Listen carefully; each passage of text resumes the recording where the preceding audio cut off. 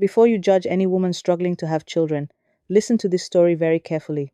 This is about Obiageli Namani, a woman who endured 8 years of torture and humiliation from her husband's family, only for a simple DNA test to reveal that the real problem was hidden in a lie that destroyed multiple lives.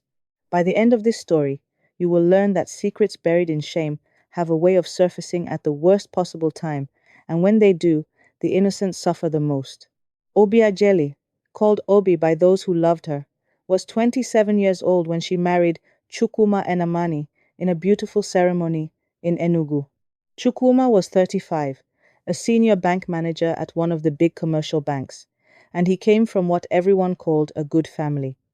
His father, Papa Namani, was a retired permanent secretary. His mother, Mama Namani, was a successful businesswoman who owned 3 provision shops in the new market. The Namani family had money, respect, and a reputation they guarded fiercely. Obi was a secondary school teacher at a private school, teaching English and literature. She was the second daughter in a family of 4 children from Nsukka. Her father was a mechanic, and her mother sold akara and pap every morning to support the family. When Obi got admission to study education at the University of Nigeria, her family celebrated for days.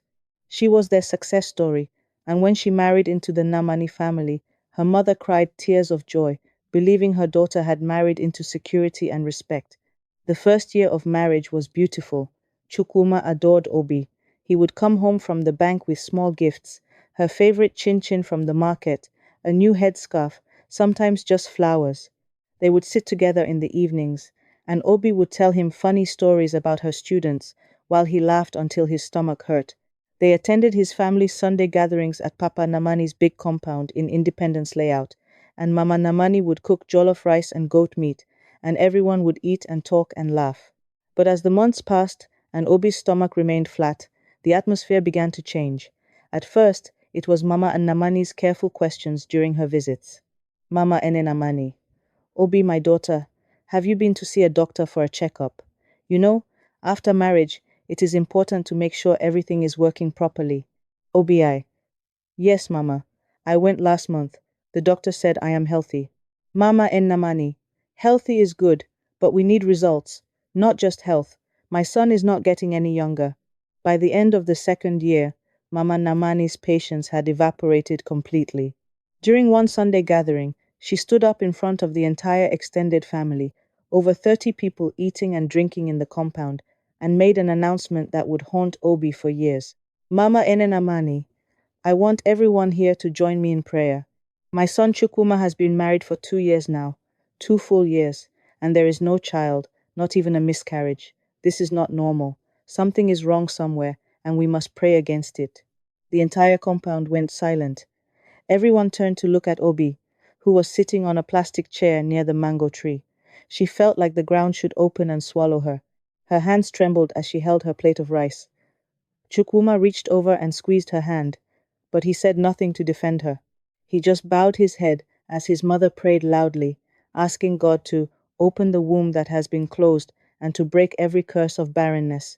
That word, barrenness, pierced Obi like a knife to the chest. From that day, Obi's life became a nightmare. Mama Namani began bringing all sorts of people to their house without warning.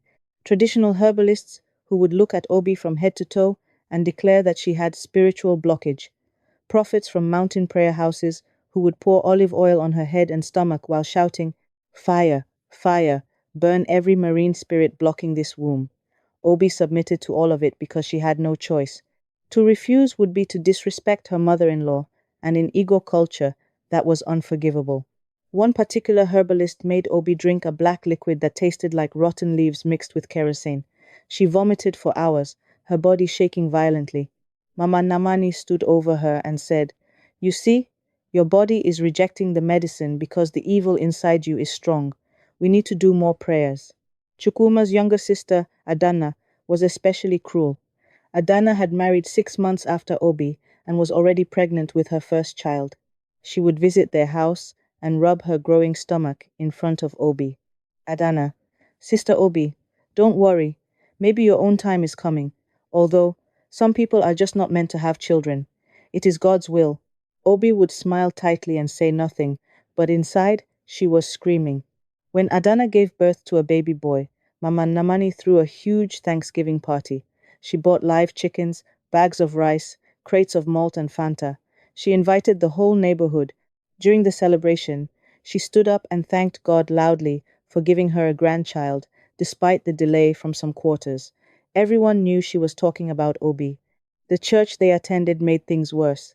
Their pastor was fond of calling couples who had children to the altar for special blessings. Every Sunday, Obi sat in the pew watching other women carry their babies forward while the congregation clapped and sang. She felt like a failure in the eyes of God and man. The breaking point came in the fourth year. Mama Namani called a family meeting at Papa Namani's house. She made sure Obi was present. All of Chukuma's uncles, aunties, and cousins were there, sitting in the parlor with serious faces. Mama Namani, I have called this meeting because we have a serious problem in this family. My son has been married for 4 years without a child. 4 years! His mates have multiple children. Even his younger sister has 2 children now. But my first son, the one I suffered to train in university, the one who is supposed to continue our family name, is sitting with a woman who cannot give him children. She turned to Chukuma, who was sitting beside Obi on the sofa. Mama Namani, Chukuma, I am your mother. I carried you for 9 months. I know what is best for you. This woman. She pointed at Obi. This woman is not fruitful.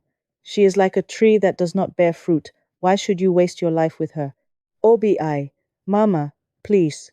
Mama Namani, keep quiet. I am not talking to you. I am talking to my son.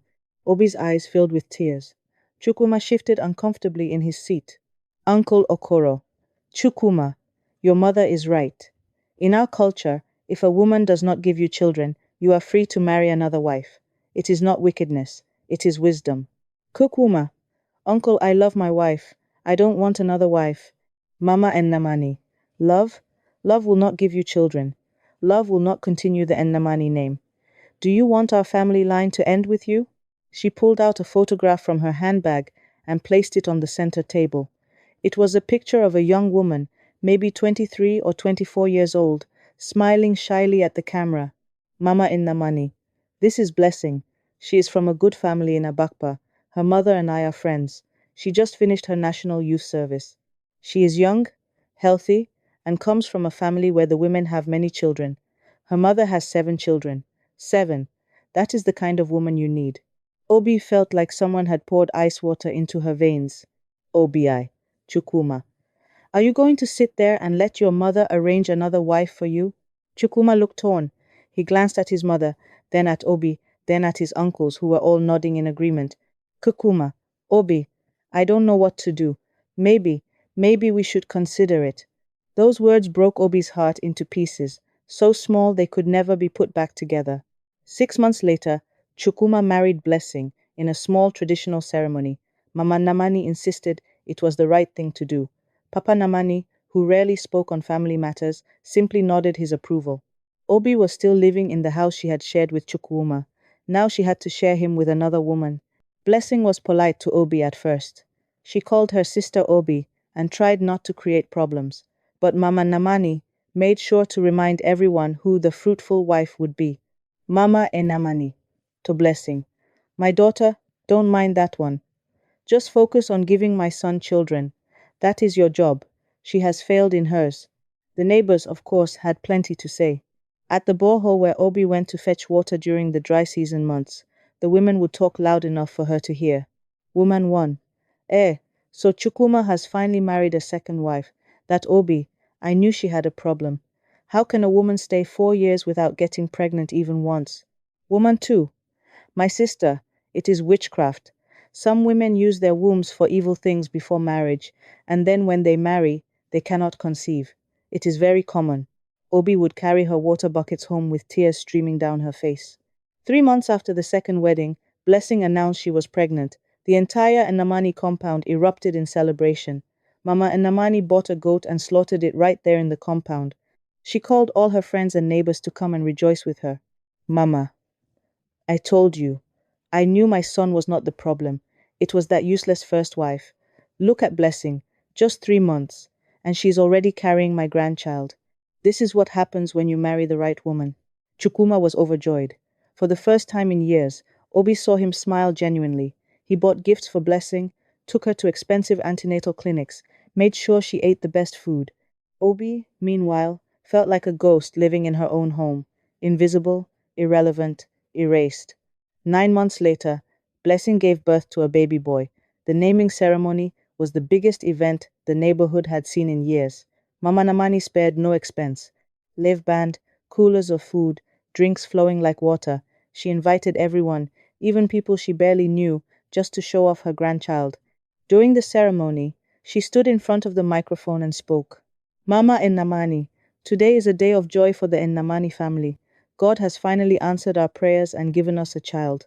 I want to thank Blessing, my good daughter, for proving that there is nothing wrong with my son. Some people said my son had a problem, but see now, he is a father, a real man. It is only a bad wife that makes people think a man is useless. Everyone clapped and cheered. Obi sat in the corner, wearing a forced smile, dying inside. The baby was named Chukwobuka, which means God is great. Mama Namani carried him everywhere, showing him off to anyone who would look. Chukwuma became obsessed with the child. He would come home from work and rush straight to Blessing's room to hold the baby. He barely even greeted Obi anymore. 2 years passed. Blessing gave birth to a second child, a girl this time. Another massive celebration.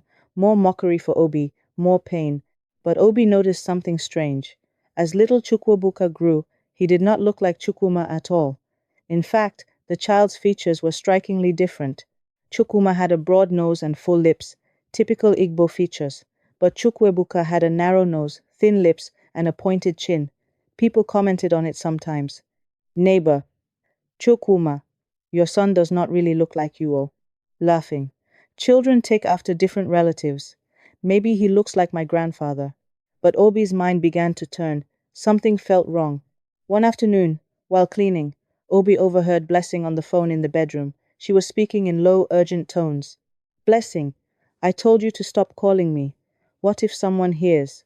No, he doesn't suspect anything. Why would he? Everyone thinks the child is his. I said stop calling.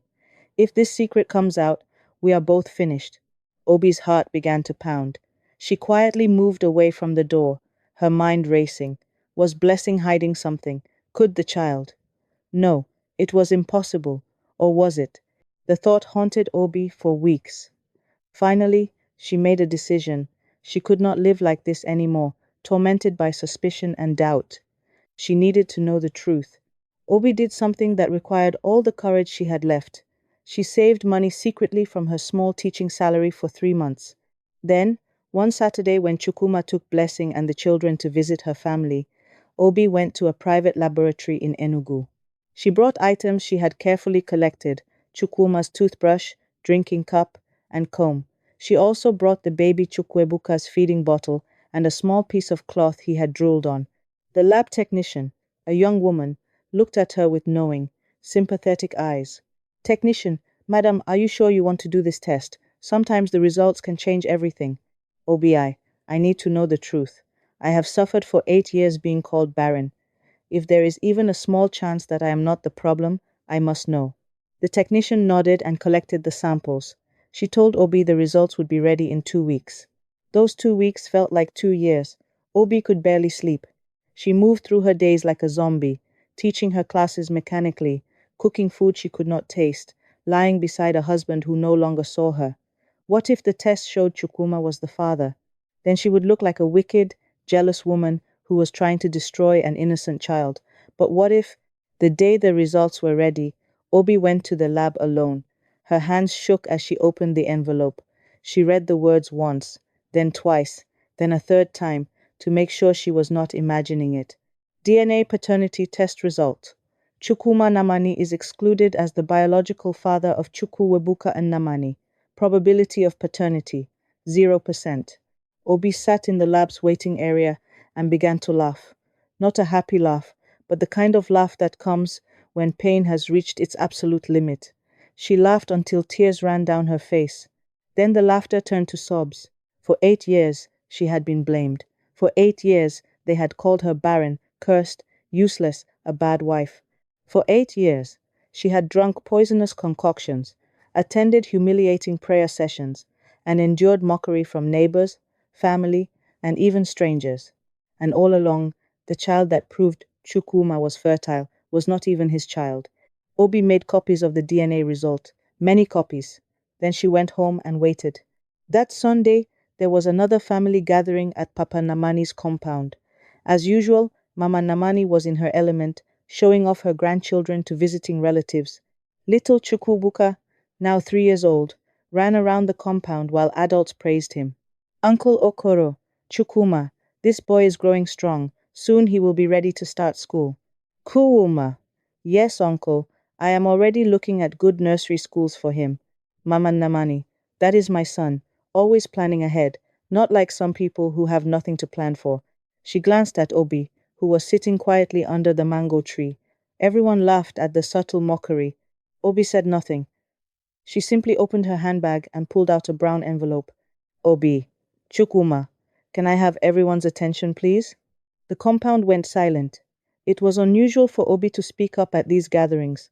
She had learned over the years to stay quiet and invisible. Kukuma. Obi, what is it?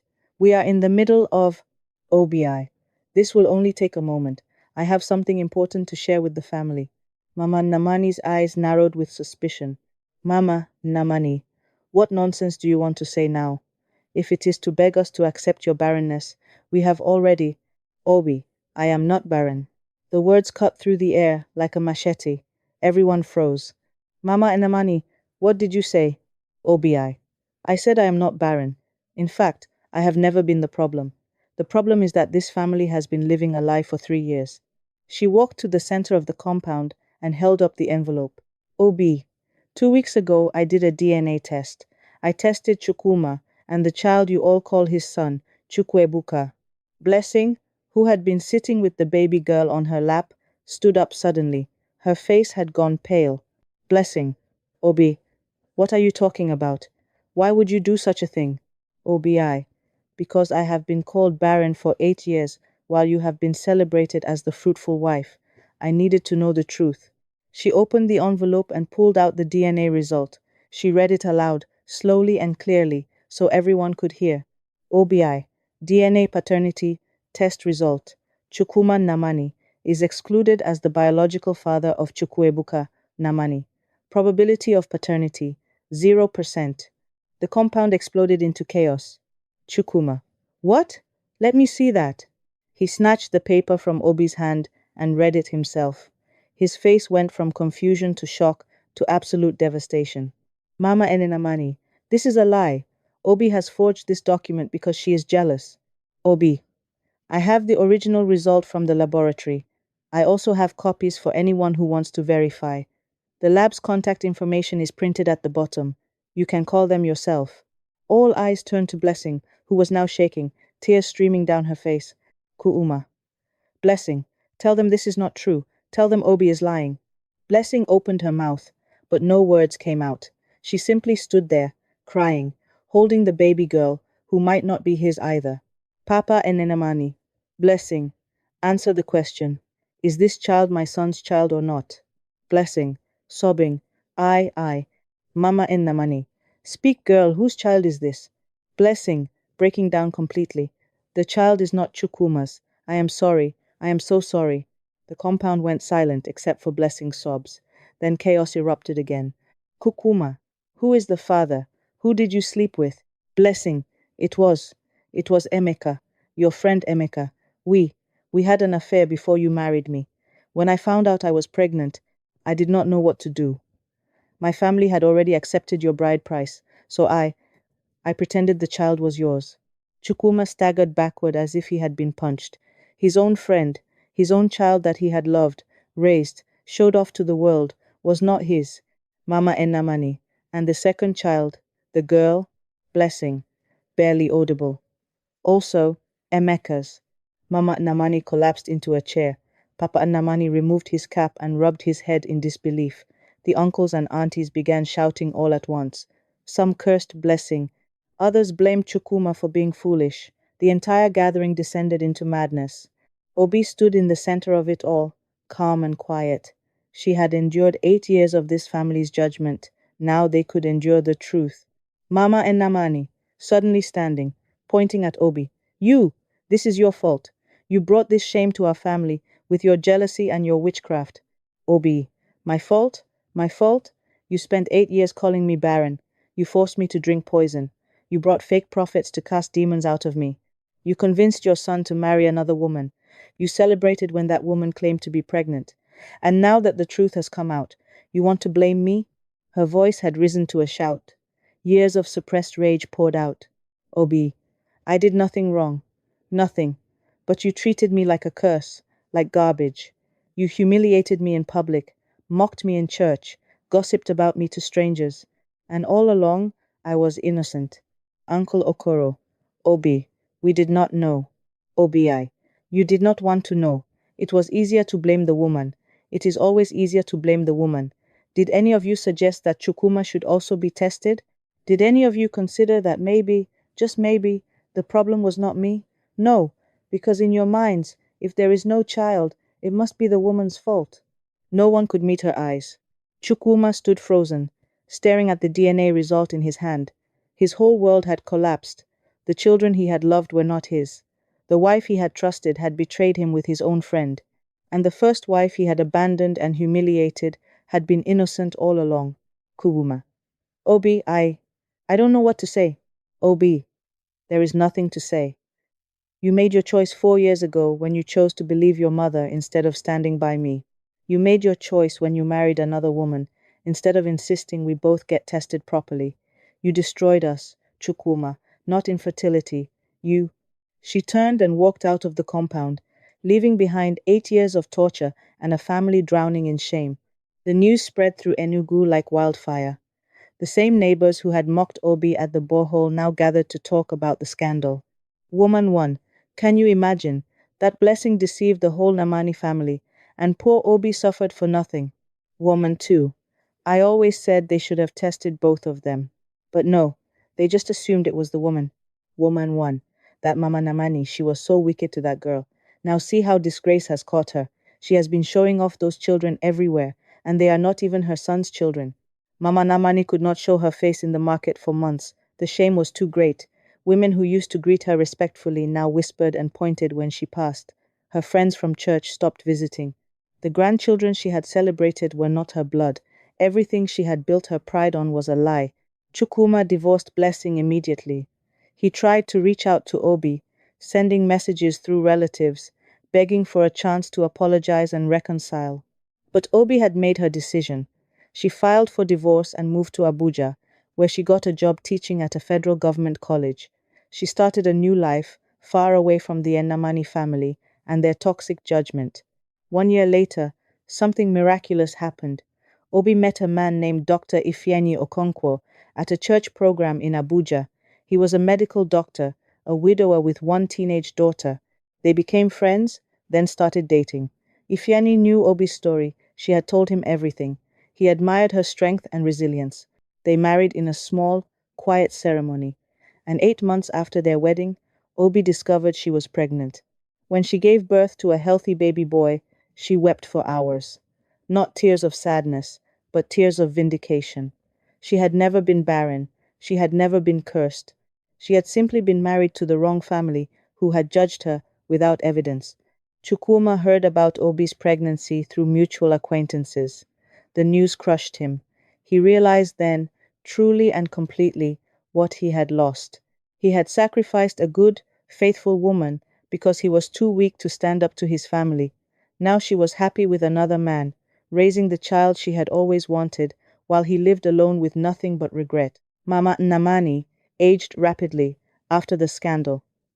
The weight of guilt and public shame bent her shoulders and grayed her hair. She tried once to reach out to Obi through a relative, sending a message asking for forgiveness. Obi sent back a simple response. Some wounds are too deep to heal with words. Blessing disappeared after the divorce. Rumor had it she moved to Lagos, but no one knew for sure. Emeka, the friend who had betrayed Chukwuma, was confronted and beaten by some of Chukwuma's relatives. He too left Enugu in disgrace. Today, Obi lives peacefully in Abuja with her husband and 2 children. She sometimes shares her story with women's groups, encouraging wives struggling with infertility to insist that both partners get tested and to never accept blame for something that has not been properly investigated. Chukuma still lives in Enugu, a broken shadow of the man he once was. He works at the bank, comes home to an empty house, and lives with the knowledge that his own pride and cowardice cost him everything that mattered. Moral lesson.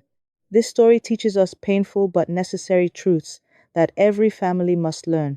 First, never blame a woman for childlessness without medical proof. Infertility can come from the man, the woman, or both. But society always rushes to blame the woman first, because that is what culture has taught us. This is not just unfair, it is wicked. Second, family pressure can destroy marriages. Mama Namani's obsession with grandchildren pushed her son to make decisions that ruined multiple lives. Parents must learn that their children's marriages are not their property to control. Third, secrets built on lies will always be exposed eventually. Blessing thought she could deceive everyone forever, but the truth came out in the most devastating way possible. Deception may work for a season, but it will not work forever. Fourth, some mistakes cannot be forgiven or forgotten. Chukwuma apologized, his family apologized, but the damage was already done. Obi's 8 years of suffering could not be erased with words. The scars she carried were permanent. This is why we must be careful how we treat people, especially when we have no evidence for our accusations. Fifth, vindication is sweet but often comes too late. Obi was eventually proven innocent, but only after 8 years of torture. The truth set her free, but it could not give her back the years she lost or heal all the wounds inflicted on her spirit. Finally, this story reminds us that jumping to conclusions based on cultural assumptions rather than facts can destroy innocent people. If Chukwuma's family had insisted on proper medical testing from the beginning for both partners, none of this would have happened. But they chose tradition over truth, assumptions over evidence, and an innocent woman paid the price. Today in Enugu, when people want to warn against false accusations and family interference, they say, "Don't be like the Enamani family." It has become a cautionary tale passed from generation to generation. Obiageli was blamed for 8 years. The DNA test exposed the real deception, but by the time the truth came out, the damage was already permanent. If this story touched your heart or opened your eyes to how we treat women struggling with infertility, please share it with others. It might save someone from enduring what Obi suffered. Kindly subscribe and turn on your notification for more stories like this. Thank you for watching.